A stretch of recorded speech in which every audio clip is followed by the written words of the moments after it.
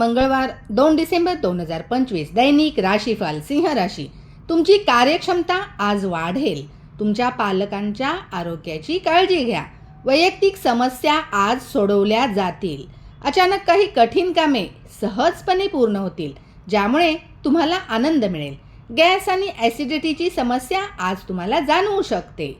तुमच्या सामाजिक कार्याबद्दल तुमचे आज कौतुक होईल. आजचा दिवस शुभ कार्यासाठी चांगला राहील. तुमचे मन प्रसन्न राहील.